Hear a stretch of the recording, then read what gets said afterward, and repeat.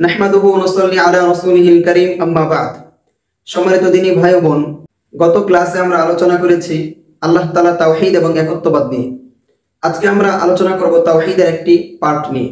সেটি হলো আল্লাহ তাআলার মতো কোনো কিছুই নেই, লা শাইআ মিসলুহু, কোনো কিছুই আল্লাহ তাআলার মতো নয়। এই ব্যাপারে আল্লাহ পাক রব্বুল আলামিন পবিত্র কোরআনুল কারীমে ইরশাদ করেছেন, লাইসা কামিসলিহি শাইউন, অর্থাৎ কোনো কিছুই আল্লাহ তাআলার মতো নয়। আল্লাহ তাআলা সমস্ত কিছুর সাদৃশ্যতা থেকে পবিত্র।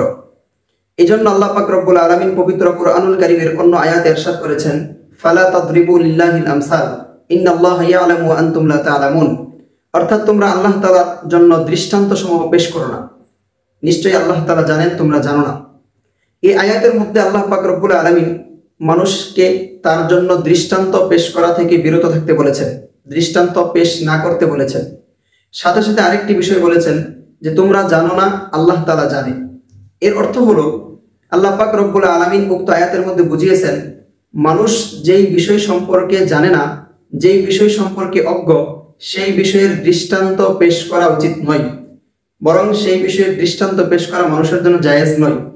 আল্লাহ পাক রব্বুল আলামিন যেহেতু সব কিছুর সাদৃশ্যতা থেকে পবিত্র, কোনো কিছুই আল্লাহর মতো নয়, এজন্য আল্লাহ পাক রব্বুল আলামিন বলেছেন কোনো কিছুর দৃষ্টান্ত তোমরা আল্লাহর সাথে পেশ করো না। কিন্তু অপর আয়াতে দেখতে পাই আল্লাহ পাক রব্বুল আলামিন নিজেই নিজের দৃষ্টান্ত দিয়েছেন। সূরা নূরের 35 নম্বর আয়াতে আল্লাহ পাক রব্বুল আলামিন বলেছেন, আল্লাহু নূরুস সামাওয়াতি ওয়াল আরদ, অর্থাৎ আল্লাহ তাআলা আসমান সমূহ এবং জমিনের নূর। মাসালু নূরিহি কামিশকাতিন ফিহা মিসবাহ, তার নূরের দৃষ্টান্ত হলো এমন একটি দীপাদারের মতো যার মধ্যে রাখা আছে একটি প্রদীপ। আল্লাহ পাক রব্বুল আলামিন উক্ত আয়াতে নিজেই নিজের দৃষ্টান্ত দিয়েছেন।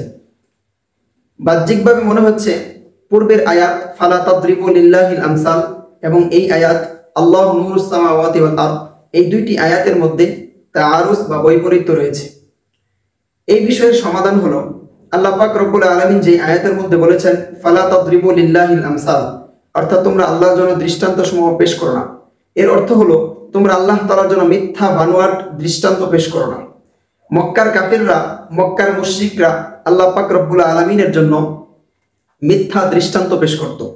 যেমন তারা তাদের মাবুদ লানতপ্রাপ্ত দেবদেবীর পূজা অর্চনা করার জন্য, ইবাদত করার জন্য তারা দলিল হিসাবে পেশ করত, মা না'বুদুহুম ইল্লা লিয়ুকাররিবুনা ইলাল্লাহি যুলফা, অর্থাৎ আমরা আল্লাহ তাআলার নৈকট্য হাসিল করার জন্যই এই সমস্ত দেবদেবীদের ইবাদত করি। তারা এই যুক্তি দিত। তারা বলতো যে আল্লাহ পাক রব্বুল আলামিন দুনিয়ার রাজা বাদশাদের মতো, অর্থাৎ দুনিয়ার কোনো রাজা বাদশাই একা একা রাজত্ব পরিচালনা করেন না, বরং রাজত্বের ভার অনেক সময় সহযোগীদের হাতে উঠিয়ে দেন। ঠিক তেমনিভাবে আল্লাহ তাআলা নিজের রাজত্ব এবং প্রভুত্বের ভার, দায়িত্ব দেবদেবীদের হাতে উঠিয়ে দিয়েছেন। এজন্য আমরা দেবদেবীদের ইবাদত করি যাতে করে আল্লাহর নৈকট্য হাসিল করতে পারি। তারা এই বলে আরো যুক্তি পেশ করত। তারা বলতো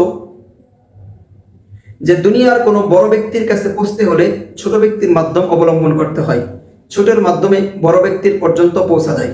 ঠিক আমরাও দেবদেবীর ইবাদত করার মাধ্যমে আল্লাহ পর্যন্ত পৌঁছবো, আল্লাহ পর্যন্ত পৌঁছতে চাই, এজন্যই আমরা দেবদেবীদের পূজা অর্চনা করি।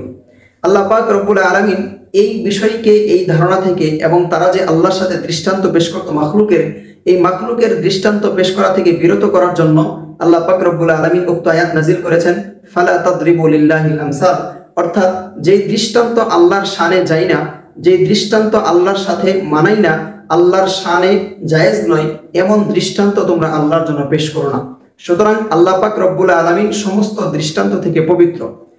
অপর আয়াত, যে আয়াতের মধ্যে আল্লাহ পাক রব্বুল আলামিন নিজেই নিজের দৃষ্টান্ত দিয়েছেন, এর অর্থ কি? এর অর্থ এবং পূর্ববর্তী আয়াতের অর্থ দুইটা ভিন্ন ভিন্ন জিনিস। পূর্বোক্ত আয়াতের মধ্যে আল্লাহ তাআলা নিজের সিফাত এবং নিজের জাতের মতো অন্য কারো সিফাত বা জাতকে তুলনা করতে নিষেধ করেছেন। আর এই আয়াতের মধ্যে আল্লাহু নূরুস সামাওয়াতি ওয়াল আরদ, যে আয়াতের মধ্যে নিজেই নিজের দৃষ্টান্ত দিয়েছেন, এর অর্থ হলো আল্লাহ তাআলা নিজের উপমা বা নিজের দৃষ্টান্ত বোঝানোর জন্য মিসাল দিয়েছেন, একটা উদাহরণ দিয়েছেন। একটা হলো অন্য কারো সিফাত বা গুণাবলীকে আল্লাহর জন্য প্রমাণিত করা, আল্লাহর সিফাতের মতো সাব্যস্ত করা। আরেকটা হলো আল্লাহ তাআলা নিজেই নিজের সিফাত বা গুণাবলী বোঝানোর জন্য মিসাল পেশ করা। আল্লাহ পাক রব্বুল আলামিন উক্ত আয়াতের মধ্যে নিজের গুণাবলী বা সিফাত বোঝানোর জন্য শুধুমাত্র মিসাল বা দৃষ্টান্ত পেশ করেছেন।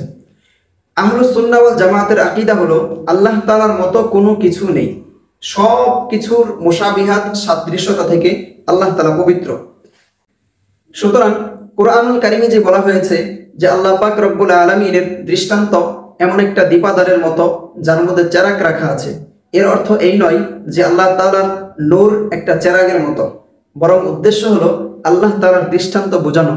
আল্লাহ পাক রব্বুল আলামিন উক্ত আয়াতের দ্বারা বুঝিয়েছেন যে আল্লাহ পাক রব্বুল আলামিন মুহিতুম বিকুল্লি শাই, সব কিছুকে বেষ্টন করে আছেন। যেহেতু তিনি খালেক আর সমস্ত কিছু মাখলুক, তো মাখলুককে খালেক বেষ্টন করে থাকবে, এটাই স্বাভাবিক। আল্লাহ পাক রব্বুল আলামিন বলেছেন যেহেতু খালেক মাখলুকের সব কিছু বেষ্টনকারী, সুতরাং মাখলুক কখনো খালেকের সাদৃশ্যতা বা দৃষ্টান্ত পেশ করতে সক্ষম নয়, সব ক্ষেত্রে অক্ষম। এজন্য আল্লাহ পাক রব্বুল আলামিন এই দৃষ্টান্ত পেশ করে মাখলুকের মুশাবিহাত থেকে পবিত্রতা ঘোষণা করেছেন। সুতরাং অন্য কারো গুণ বা সিফাত আল্লাহর জন্য প্রমাণিত করা এটা এক জিনিস, এবং আল্লাহ তাআলা নিজেই নিজের মিসাল, নিজেই নিজের সিফাত বা গুণাবলী বোঝানোর জন্য দৃষ্টান্ত দেওয়া এটা আরেক জিনিস। দুইটা ভিন্ন ভিন্ন জিনিস। কাজেই দুই আয়াতের মধ্যে কোনো তাআরুজ বা বৈপরীত্য থাকলো না, উভয়টা ভিন্ন ভিন্ন জিনিস। আল্লাহ পাক রব্বুল আলামিন উক্ত আলোচনার মাধ্যমে আমাদের সকলকে ফায়দা হাসিল করার তৌফিক দান করেন। আল্লাহ তাআলার সাথে কোনো কিছু সাদৃশ্যতা অবলম্বন করা থেকে বিরত থাকার তৌফিক দান করেন। আল্লাহ তাআলা স্বীয় ওয়াহদানিয়াত এবং একত্ববাদের মূল বিশ্বাস আমাদের প্রত্যেকের অন্তরে বদ্ধমূল করে দেন। আমিন ওয়া আখিরু দাওয়ানা আলহামদুলিল্লাহি রাব্বিল আলামিন।